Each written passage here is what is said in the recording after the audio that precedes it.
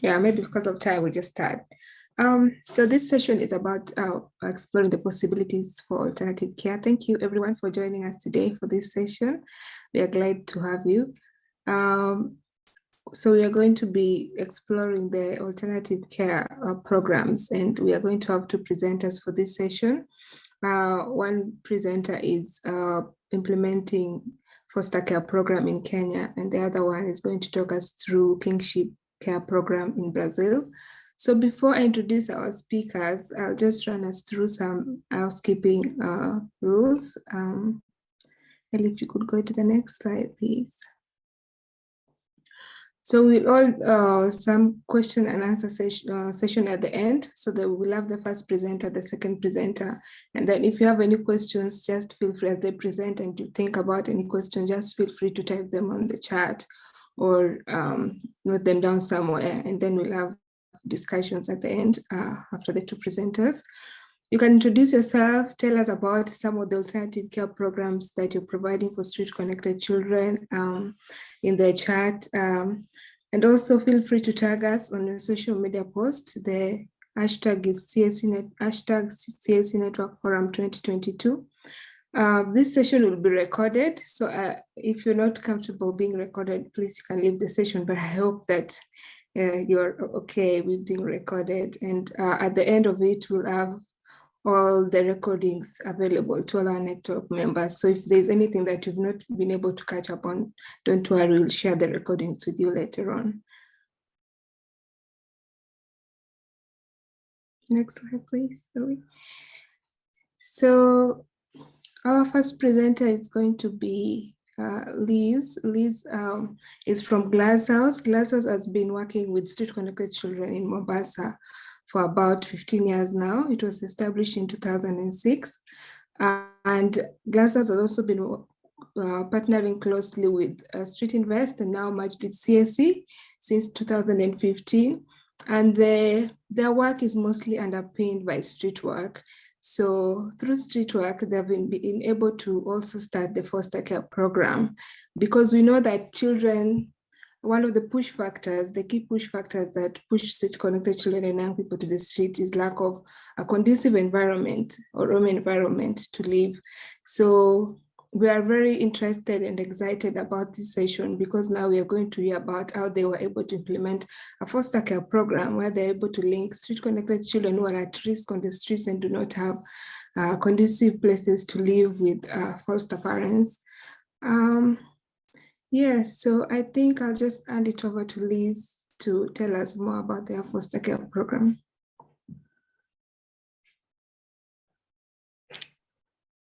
Thanks, Abigail, and good afternoon from Kenya.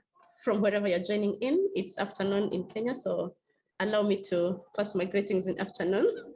So it's my pleasure to be in this network forum today, just to explore the alternative cares that exists while working with street-connected children.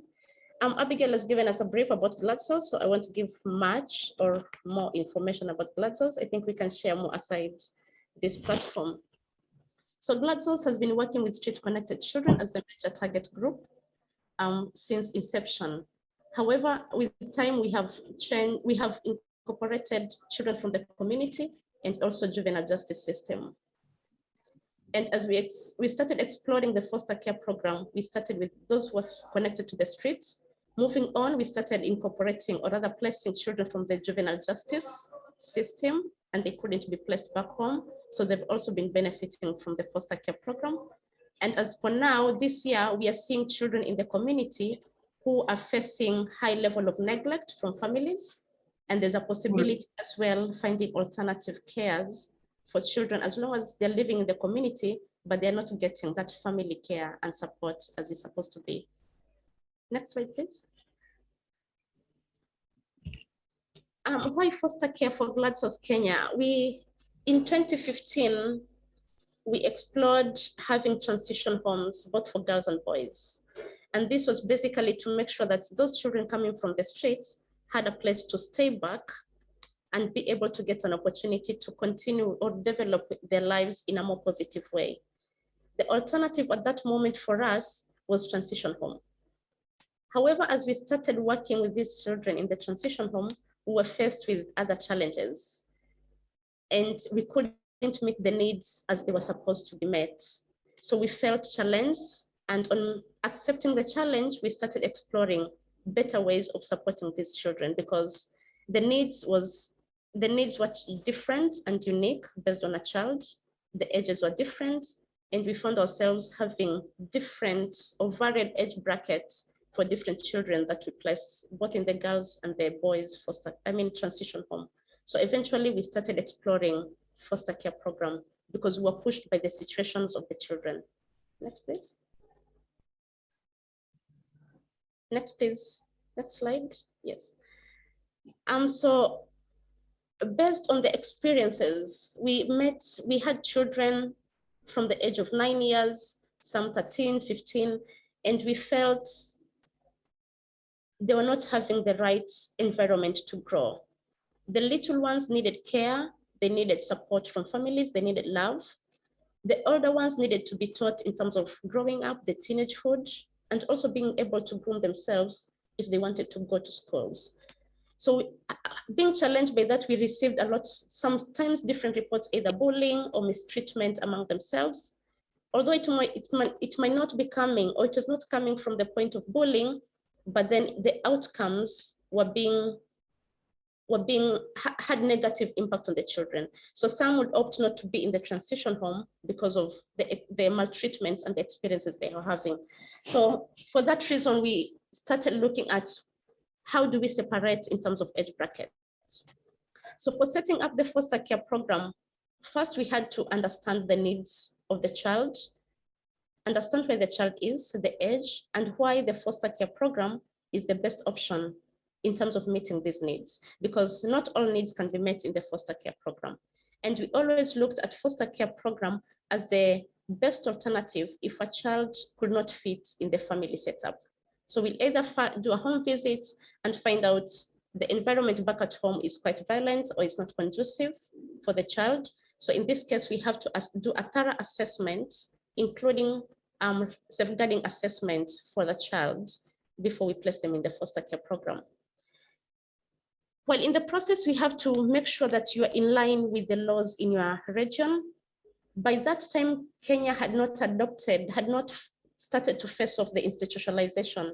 So we were the first one in Mombasa to start exploring foster care program. We didn't know if the government is coming that way. So with the idea that every child deserves to grow in a family, the government, in the county and in the local area supported us in processing the foster care process or the legal papers for the children to be placed in foster care.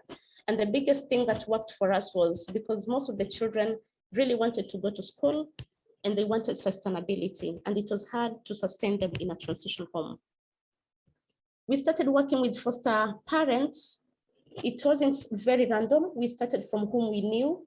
So the people in the community that have been working with their children through our sports program, they're the first people that we started going to sell the idea if they were able to accommodate some of these children that they needed special care. So from them, now the word started spreading. They'll share to the neighbors, they'll share to their friends or their family members. But the initial point was to start with the people that knew us, understood the work that we did.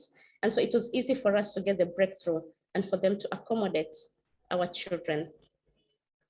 Eventually, we understood that these families, you might get a mother who is very willing, but maybe the children or maybe the husband is not very willing to accommodate the foster child. So we have learned to make sure that we bring all the family members on board.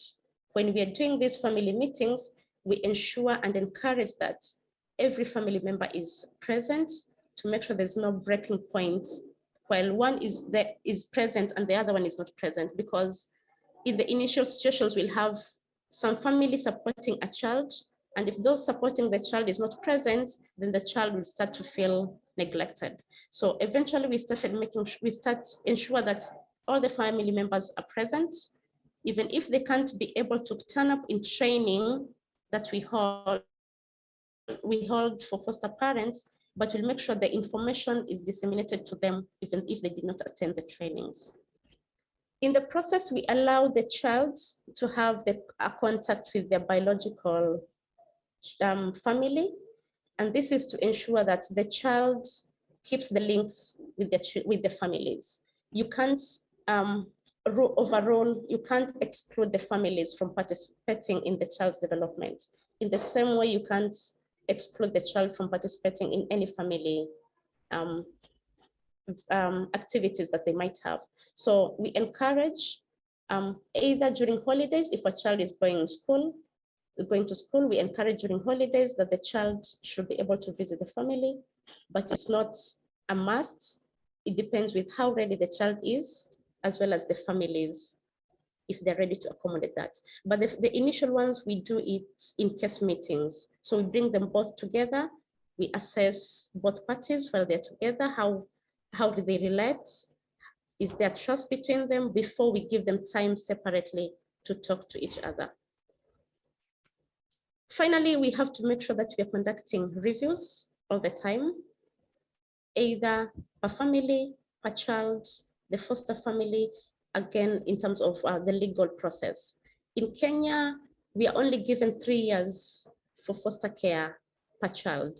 However, depending with the needs, the unique nature of the child, we might be able to extend the committal period. In Kenya, we call it committal period. So we might be able to extend, but we have to present it to the relevant authorities and prove why the child should be given more time to stay in the foster care program. Next slide, please.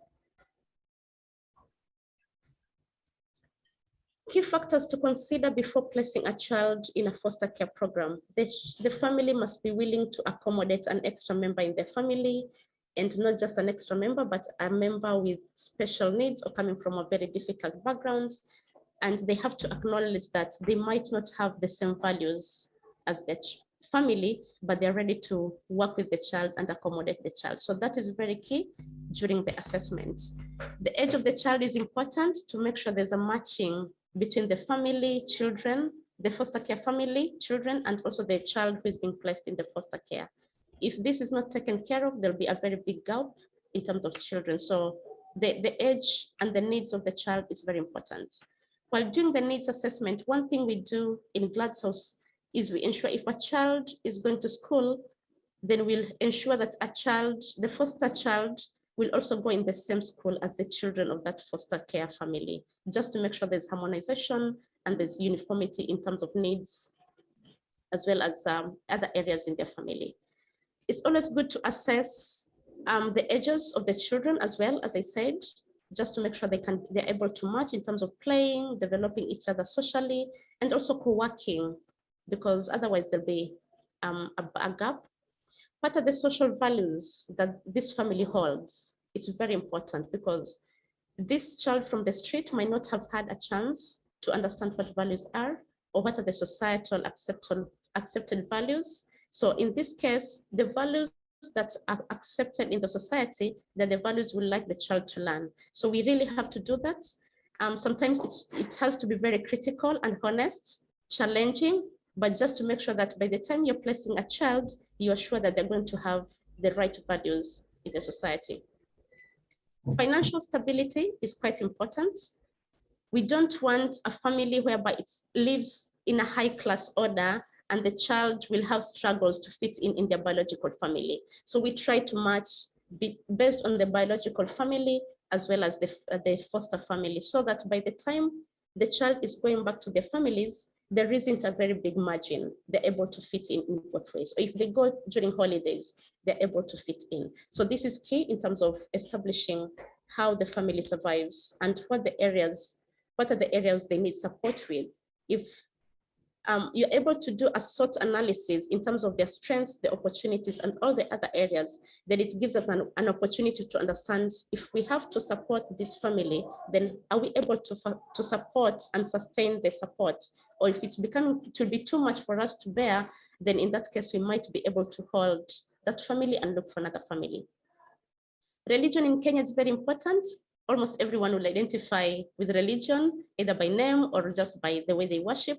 So it's key also to make sure that we respect this while we're placing the child. So based on the child's religion, again, we'll consider if at all the other areas are very okay and there's a difference in religion, then again, we address it with the child. If a Muslim child feels comfortable to live in this Christian family and be able to be given the opportunity to continue with Islamic religion, and they feel that will be okay, then that could be considered. We wouldn't cancel because of religion if all the other areas are okay. But again, we have to make sure the child understands and will be supported in either way that they think they should be supported. Next slide, please.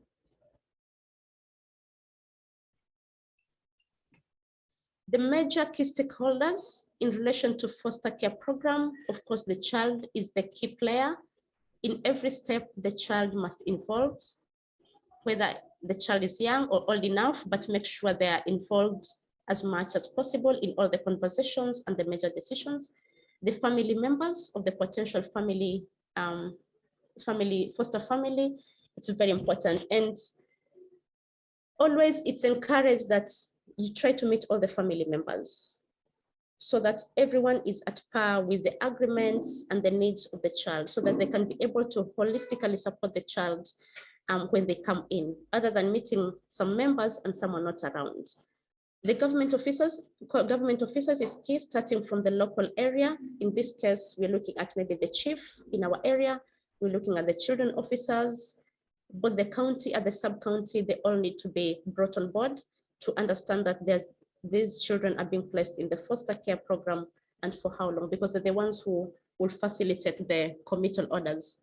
Of course, the hosting organization, in this case is GHK, and the biological family of the child. Next slide, please, Abigail. Key learnings from the program. One, open communication and follow-ups is very key. Both the host organization and the child, the foster care family, and also the biological family. And each case is unique. There are in certain cases whereby it's easy to bring the biological family to the foster care family and they meet up in the very first time. In some cases, you have to give them time. So again, it's very unique. Take each case with its own uniqueness and you'll be able to see what the outcomes will look like. Building the foster carers' capacity is very important. Don't assume that they'll pick the natural bringing up of these children. They need some special support in understanding special needs, in understanding why these children delayed or they behave in a certain way, because some of them are coming from a background of maybe using substances or they've faced different traumas. So it's always good to support them as much as possible so that they're able to, again, reciprocate to the foster children. Maintain communication and ties. Always encourage both parties to work together. If they can, the biological family can start supporting their child while he or she is living in the foster care family, is all accepted. Just to make sure that this child understands my family is far, is not able to live with me now, but they love me and they care for me. So even if they're able to send 100 shillings a month, the child appreciates that, okay, my biological family still exists and are interested in me.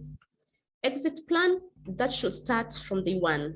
Without the exit plan in the map, then it will be very hard to disengage the child from the foster care program. Next slide, please. We've had quite a number of successes. Currently, we have 15 children living in foster care, and we have 5 living in independent living. So for the independent living, they were introduced to foster care, but they were going to young adults, so we couldn't continue keeping them in the foster care program. Anne has been with us since 2015. She's now in Form 4. When we started working with Anne, she was in grade 2, and Anne had a broken family. So Anne was one of the first girls to undergo foster care program. She was taken in by a family in the community. She stayed with the community until she completed class 8. She joined secondary school. The first 2 years, she was still living with the foster care family. But eventually the work that was going on between her and the families and her biological family has enabled her to go back to the family. So Form 3 and Form 4, she has going to go back to her family. Of course, we continue to support her education, but they've become even more connected with her biological family, and she identifies herself with compared to how we started working with her. She was elected as the governor for the Children Assembly in Mombasa. She was the first one to be elected. She had to be moved out of the position because of her age. She's now an adult, but she's one of our biggest success. John, 16 years. We started working with John when he was 18 years.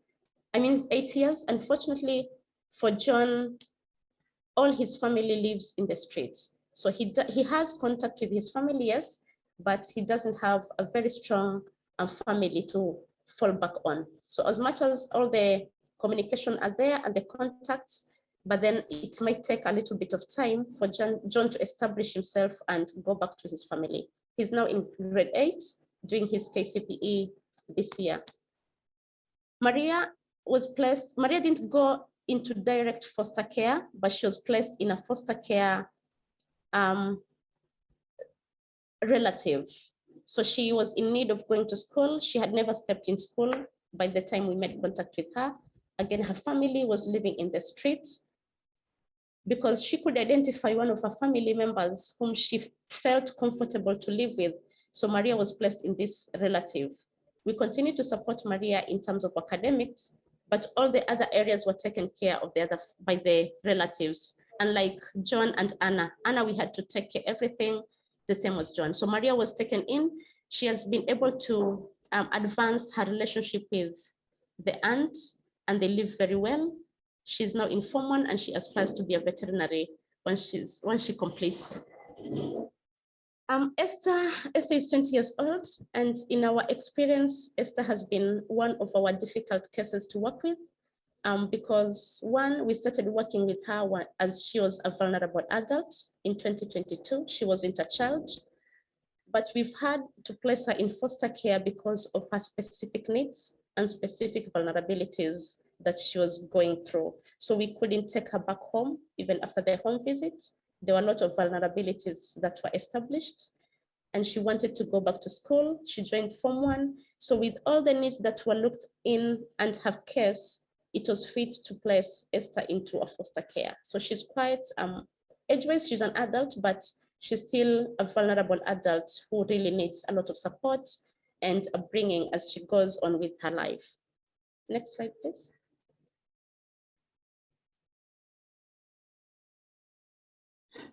Thank you. I think that's it, Liz. Thank you so much.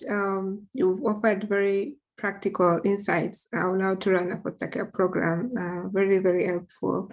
And it's interesting to hear even how the government was willing, the state was willing to support you when you started the foster care program, even though that was not something that was in the Kenyan law already. So it's very encouraging to hear, and maybe we'll discuss that more. How can we bring states on board to buy into the idea of providing alternative care for children rather than institutionalization?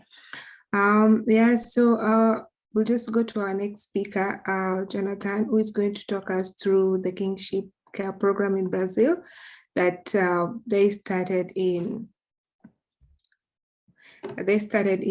2009 and was implemented into a public policy in the city. Actually, it's also very interesting to see how the foster care program links to the kinship care program. For example, the case of Esther, is it Esther or Maria, who was able to live with their aunt. So Jonathan, you will talk us through that as well.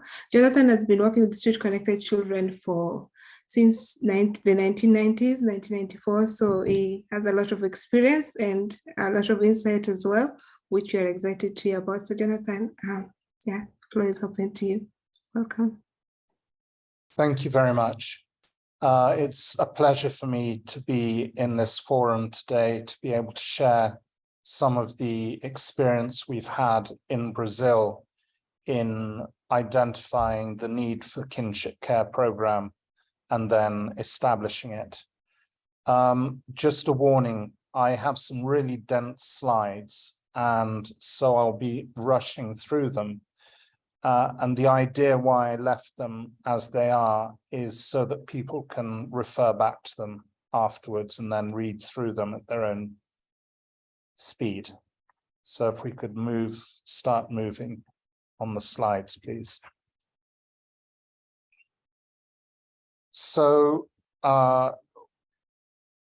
one of our starting points, the starting point was actually identifying the need amongst children who came from very disrupted families, had street connections, were in and out of institutional care.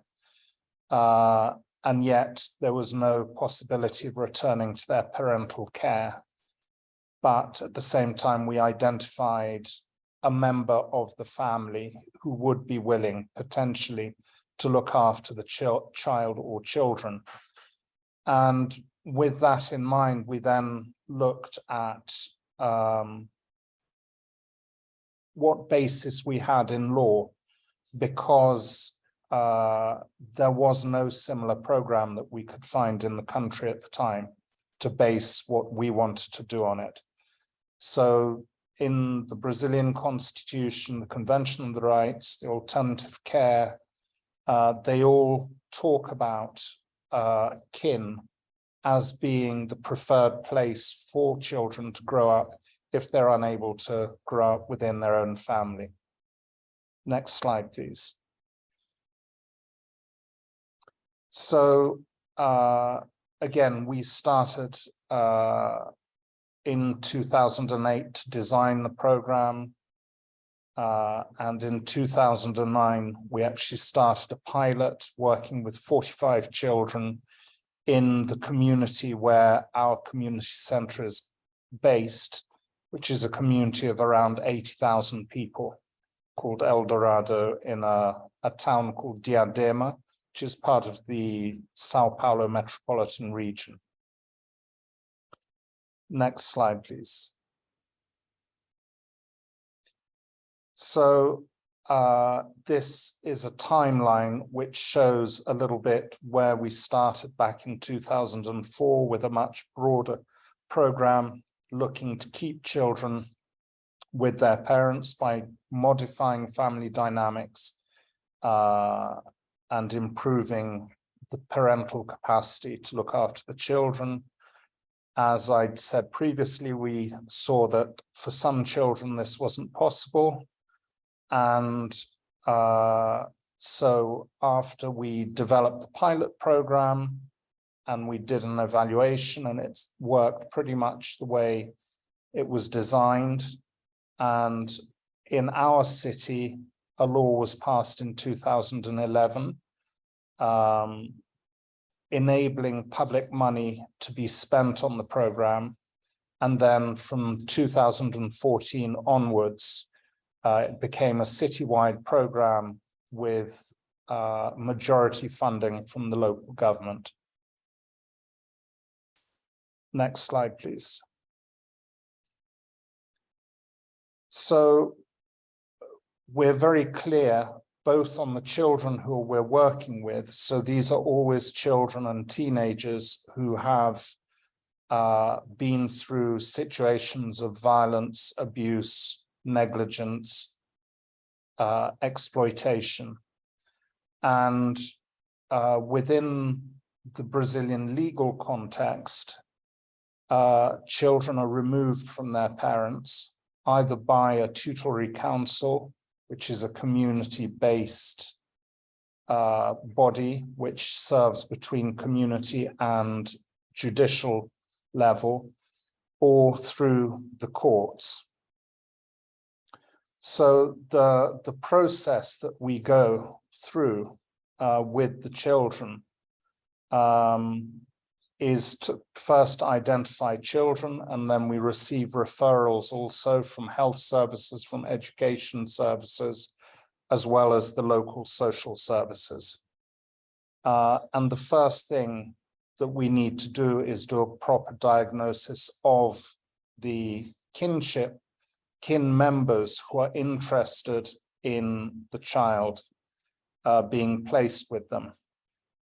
Because as Liz spoke about their process for choosing foster care, we need to find that there is a fit, there's the potential of this family, these family members to properly support the child and look after the child.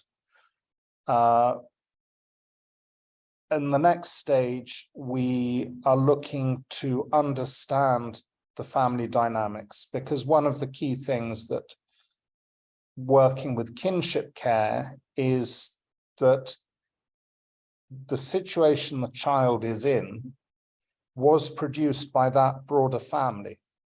And so there are often intergenerational situations and patterns within that family, which, unless you're aware of them and work on them, they will not be able to provide the kind of safe family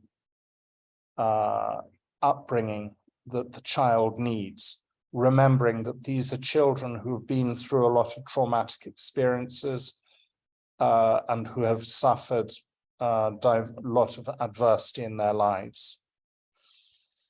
Once that's done, then we will work with the kin family to identify what they are going to work towards every 6 months. So every 6 months with the family, you'll be doing an evaluation and identifying the next steps that they want to take. Once there is a stable family situation, then is the moment, as Liz said, it's working towards the exit. So the social worker will be ever less involved with the family and will be building the family up to graduation, to leaving the program, which, when the work is done well and the family accompanies well the work, is usually 2.5 years. Next slide, please. So I think also Liz showed us the complexity that all of us who work with street-connected children, we're actually working in extremely complex environments with many, many stakeholders, not all of whom are particularly interested in working together, especially for the most marginalized children. So we can go through the next slides. This is just identifying a little bit the stakeholders. And again, so here, sorry, back one. So here we have an eco map as such of all the different kinds of interactions the child and the guardian family, the kinship family, will have. And one of the both our aims is to increase the number of connections that the child and the family has to their community and to services that they need, to reduce connections, let's say, more of the courts and the legal side. And also we look at the quality of these relationships. So the tendency is, when we start working with a family, they have a limited number of connections into their community and services, and the quality of relationships are often not very good. As we work through the 2.5 years with the family, we're building new relationships with the family's building new relationships with church, with other community organizations, with the schools, being participatory in schools, and improving the quality of those relationships. Next slide, please. So this is just another way of looking at the flow of coming through the program. So we do the entry, building up the trust, and then working on action plans, development, doing them.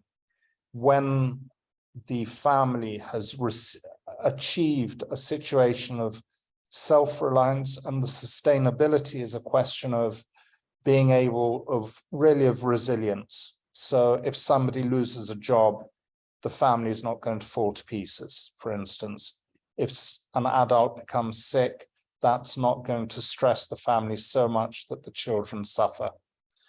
And the other side of it is where the family by itself is able to manage the child's needs with schooling, with health, and general social interactions. And then that is the time that the family is ready to leave the program.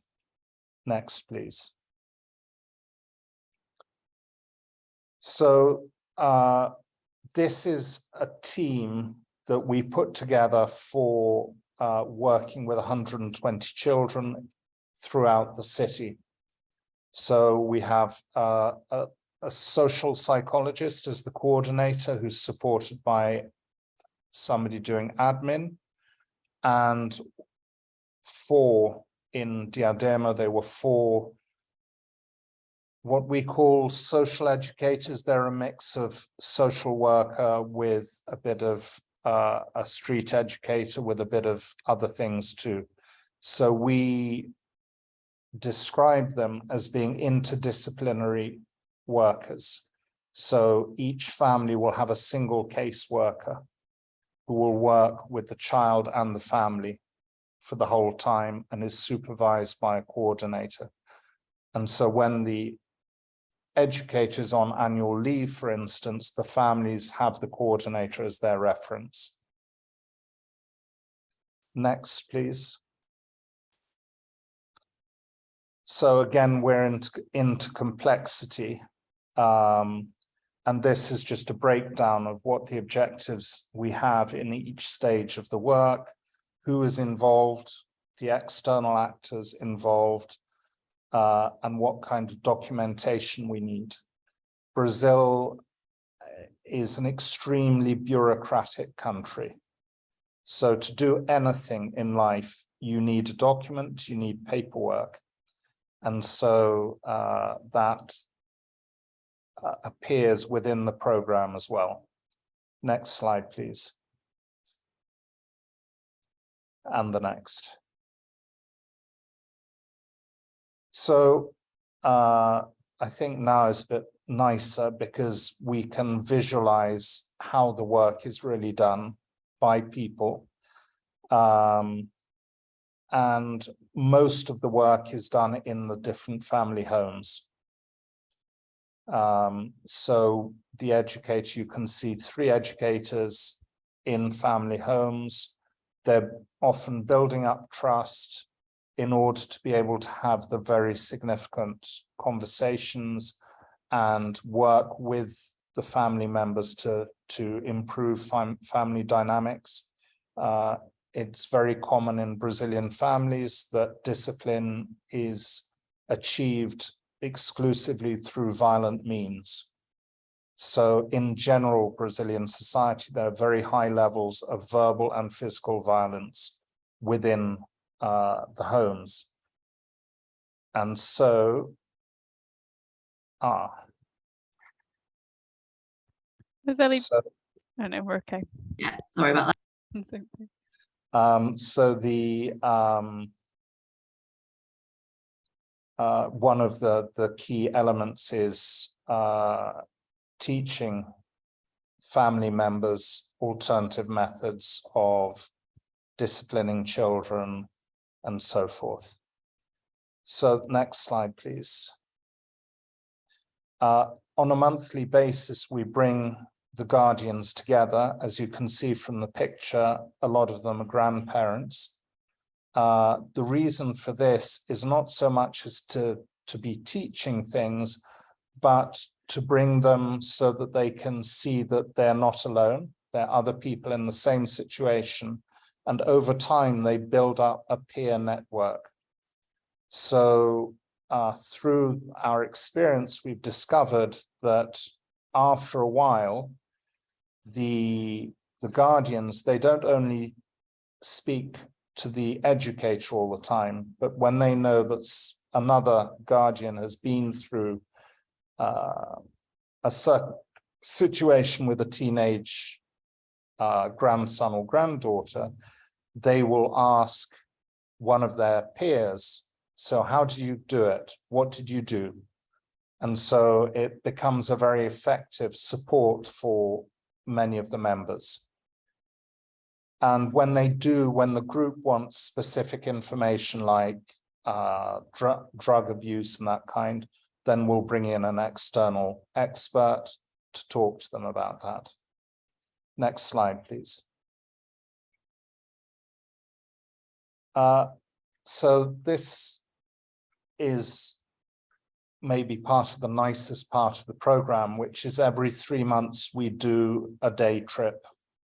We always go to a public park and we all bring all of the families together with all of their members, so as not to say, it's only the children who are in the guardianship program, it's only the adult who has the guardianship paper, it's the whole family groups.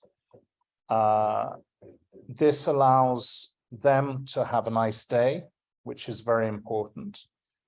It teaches that it's possible to do nice things without spending money and looking at the public spaces that exist. And so the families learn how to make better use of public spaces and take picnics and so on.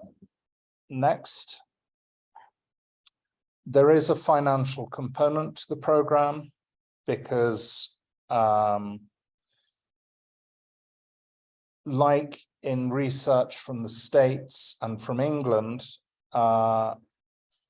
kinship carers in our context are the poorest off of people bringing up children. So they're less well off than single parents, for instance. And so as there's also a question of whenever any child arrives in a family, be it a baby expected and waited for, be it an adoption or kinship care, foster care, this creates a new expense in the family.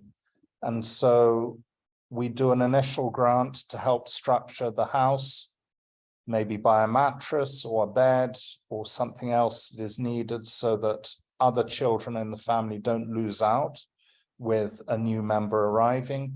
And then there's a monthly stipend, which is small enough that it doesn't create dependency. So it's the equivalent of a food basket, which is not enough to cover the cost of bringing up a child. And we decide to do it all through banks because it's a way of including the families into banking. And we see that nowadays as a human right, without which people cannot function particularly successfully in society without a bank account. Next slide, please.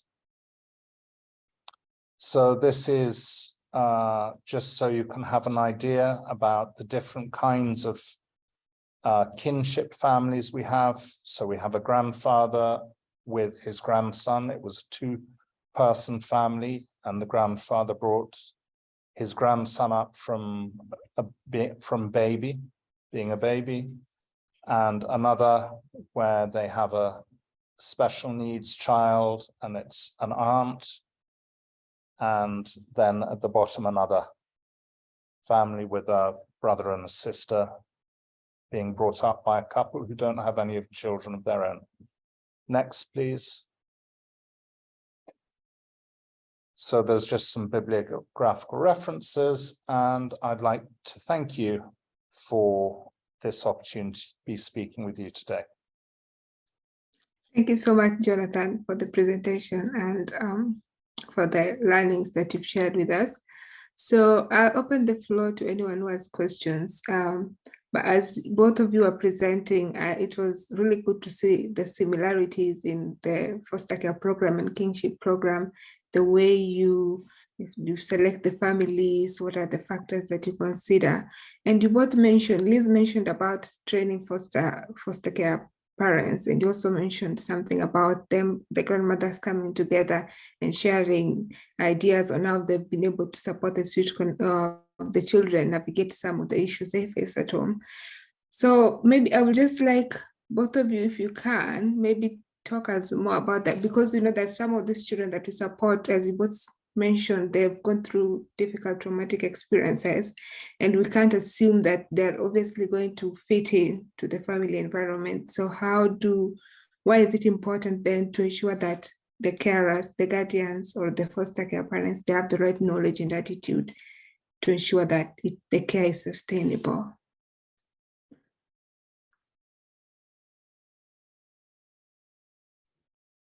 So if I can start, maybe. I think, so one of the aspects on this is understanding that within the kinship context, that the part of the family that is bringing up the child, we have identified great potential. And so the work over the 2.5 years is to build up that potential to become a real consolidated part of their lives and how the family functions. And that's also done by them understanding what the negative patterns that have come through the generations of their family are. And then on the collective side, I think it's very much breaking the social isolation that people feel, and often with grandparents, they express a feeling of having failed. And so when they're placed with peers who are in a similar situation, they can see that they're not extraordinary. They're ordinary people, and bad things have happened in their families, but they all have the capacity to change that. Liz, do you want to add something to it? Yeah, so from our end, street connected children are viewed as who are dirty. So there's always this labeling and victimization from the society. And so it's important to bring the families on board and build their capacities to change their values and just to accept them as children, just like their own children, understand that they have strengths and potentials just like any other children, and just to shift the mindset, because by so doing, then they'll help even changing and the mindset of their neighbors. So we've had situations whereby the foster family, the foster carers are even protecting the children in the society, because the society call them these bad names, and we've seen situations whereby foster care family, the carers are standing for them. So it's important not to assume and just build, because we understand there's a lot of pressure from the society. By staying with this child, you don't belong to them, you have no relation. So it's easy to counter it before you start seeing the impacts. Thank you. Before I come to you, Sean, I can see a question on the chat. I think this is for you, Liz. Which percentage of children or ages are fit for foster care based from your experience, and what are your success rates? Maybe approximately. So can I share a little bit more about that? It's my question. Yeah. Yeah, so I'm mandated from Tanzania with Hannay Center for Street Children. So we are starting a little bit of foster care though in Tanzania, as you shared, Jonathan. I think it doesn't exist yet. The only thing that does exist is a maximum 3 months sort of emergency care, which can be extended once up to 6 months. So it's really like emergency foster care, which makes it difficult to run like a long-term process as you shared. But yeah, so we work with street children, and almost all of them sort of full-time street. So they've been living, working, and sleeping on the streets, some of them for weeks, some of them for months, and some of them for years. Different ages, starting from 5 to when they come into Amani, 15. So given that whole range of different children and youth, what would be your advice for which children would actually be fit for foster care?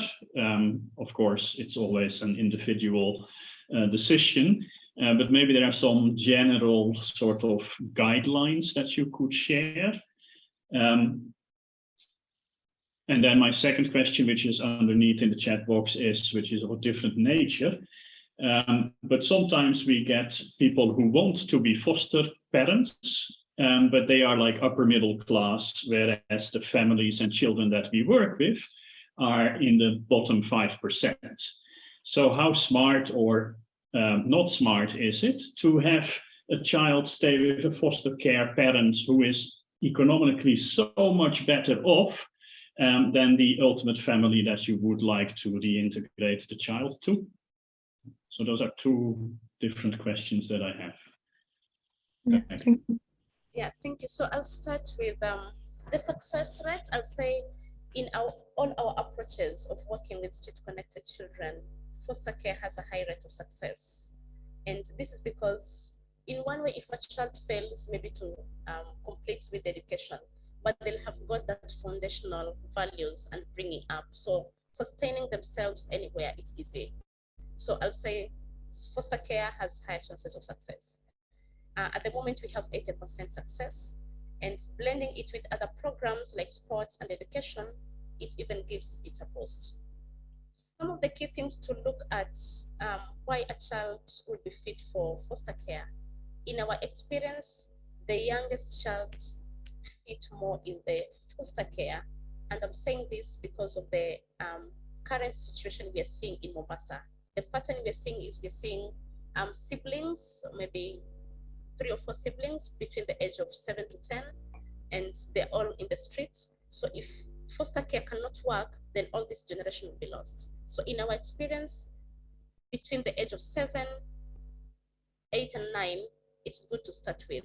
In this case, once they know their families, you start working on the exit, but of course, you're not wasting their years in terms of catching them up with education and all the formation age. Because if they reach 12 years of preteen, again, they're slightly over being directed and guided. So it's very good to start early if those are the target groups you're working with. In terms of social class, matching the social class of the child and the foster care family, it's a bit tricky, but you have to do very critical assessments. Otherwise, you might be facing a danger of a child not being able to fit with the biological family. However, if possible, if the willing family is open enough, they can support a child in another family, and you'll have your own reasons why they cannot have the child at the moment. So they can still channel their support, either school or upkeep, as we call it here, and they can still channel it to the child in another foster care family. And you could have reasons, maybe they're accessible within where you're working for easy follow-ups and regular meetings with the others compared to where maybe these other ones are located. So you might have a conversation with them and make them understand while it's important and you appreciate that they really want to foster this child, but then it might bring a bigger gap in the future of this child. So that would be my advice. Thank you. Yeah, I like your idea to have some of those maybe upper middle class families sort of adopt the child financially while the child can stay with another family. I think that's a pretty smart move. So thanks for your explanations. Jonathan, anything to add? So I think that there's a difference with the kinship because the kinship is a permanent placement. So there isn't this tension. So while the family graduates from the program, the children don't leave the family. So there's a very different set of questions that we need to deal with. I'm going to write in the chat a book, a reference from the 1930s School of Sociology in Chicago, which speaks exactly to this question, different class income. And maybe we can have more questions. Thanks, Jonathan.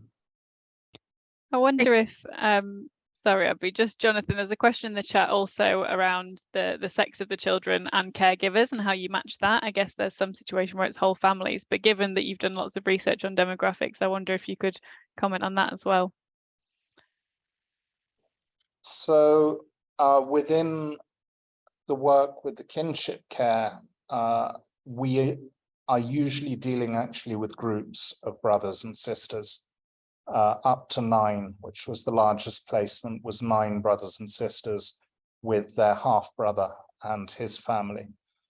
And so it's not really a question. One thing that I will say about that we have learnt in our work, which is interesting, when there are both male and female caregivers, it is very common that the female caregiver is the person who sorts all the needs of the children out.